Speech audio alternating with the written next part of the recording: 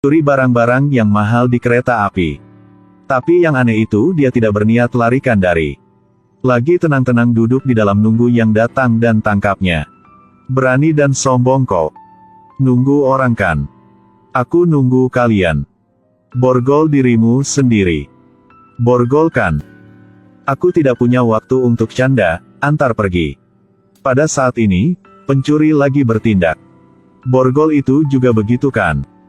Hanya lihat dia keluarkan 2 tali kuning dari tangan. Tendang kaki. 2 polisi begitu jatuhkan. Orang di depan kita ini bukan yang pencuri biasa. Tapi lagi murid pertama Hua Bei. Keahliannya curi dan buka kunci. Setelah selesaikan 2 polisi itu lagi sombong dan pergi. Bahkan tidak peduli tentang yang dia telah curi. Tapi polisi ini lagi mulai ngecek di dalam kereta api. Lagi ketemu pria yang berkacamata sedang pegang barang di dalam pangkuan dengan erat. Jadi mintanya keluarkan untuk ngecek. Itu kupu-kupu. Bawa yang ini untuk apa? Otak kamu punya masalah kan? Kapten nih. Kami bawa kupu-kupu, itu bukan yang dilarang. Kamu tanya sama penumpang yang bodoh begitu. Siapa yang punya masalah? Kamu. Pria yang hebat ini lagi tidak biasa. Hua dan Zhu yang anak angkat keluarga Chung. Kakak Chung Dao yang pemilik rumah sekarang. Harta mereka bisa dikatakan yang paling banyak di daerah ini. Kapten yang tidak bisa tidak hormati keluarga Chung. Bawa orang untuk ngecek di belakang. Ke kebong akhirnya. Pencuri tadi itu pasti sembunyi di sini. Tapi kapten lagi dihentikan oleh pegawai di kereta api. Kebong ini tidak bisa dicek. Bunga yang paling indah di dunia. Pergi dari Guangzhou ke Beijing. Dia bantu banyak orang yang miskin. Jika jatuhkan setetes keringat, takutnya perjalanan ini tidak bisa teruskan. 1 kaki yang begitu panjang. Hentikan mereka di luar. Pegawai kereta dengan cepat masuk biar nyapanya. Tanya bisa dicek atau bagaimana?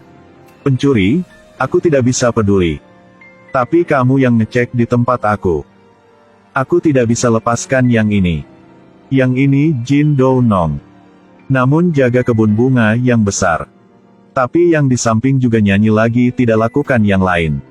Polisi tidak peduli apa identitasnya. Lagi masuk dan mulai ngecek barangnya. Dou Nong juga hanya senyum saja.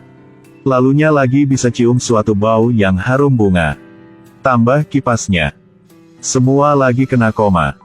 Lalunya Dou Nong tanya 1 kali lagi. Mereka hanya rasa telah ngecek kebong kereta ini. Jadi balik dan pergi. Nunggu semua keluar, Hua dan Zhu benarnya sedang di sini. Saat ini di tangannya lagi ada 1 kunci.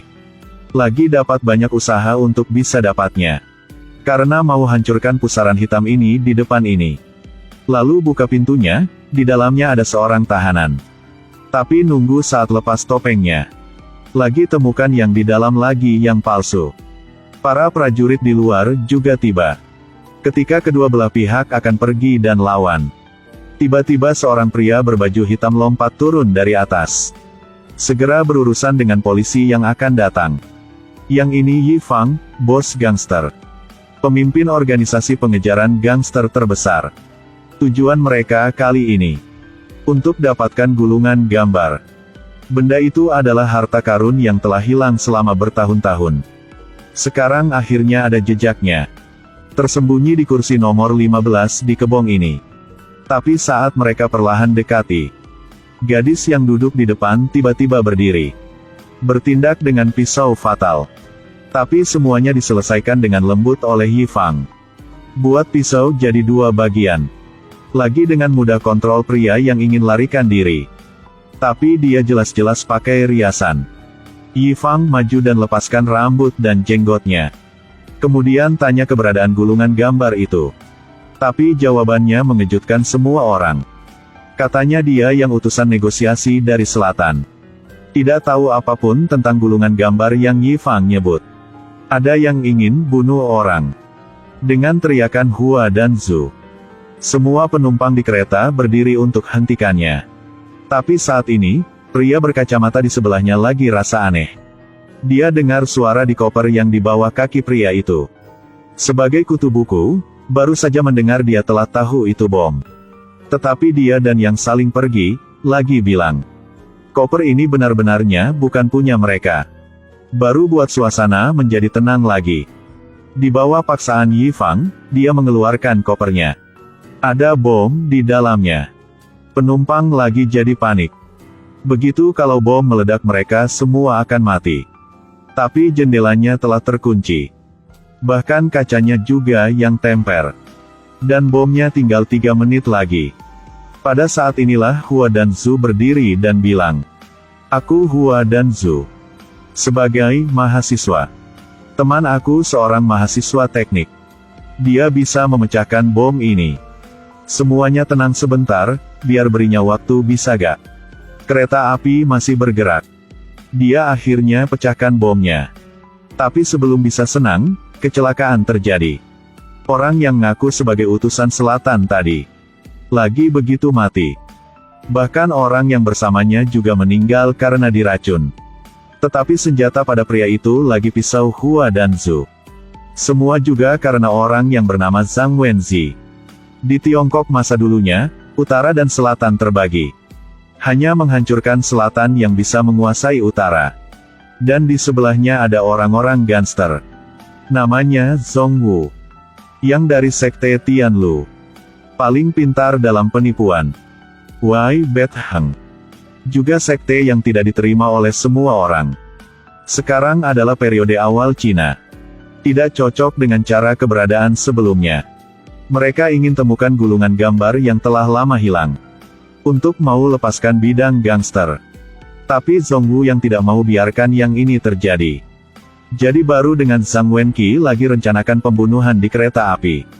Tapi yang paling sayang itu Hua dan Zhu. Seorang siswa yang kembali belajar di luar negeri. Ini adalah pertama kalinya kembali ke negara lagi dapat yang ini. Hidupnya berubah karena itu. Dalam sekejap mata, tentara mengepung stasiun kereta. Pada saat ini, para prajurit diusir satu persatu. Di kejauhan terdengar tawa yang ngerikan. Yang ini Bet Tian. Penguasa sekte Zui Kongming. Pintar dalam semua jenis ramalan. Setelah asap putih. Semua prajurit di sana juga dijatuhkan. Meskipun mereka dianggap sebagai yang tidak resmi. Tapi ini pasti perlu dilakukan. Drama besar untuk selamatkan orang juga dimulai. Lokasinya sedang milik kita. Sedang digunakan dengan cara yang paling hebat. Baru buka permainannya.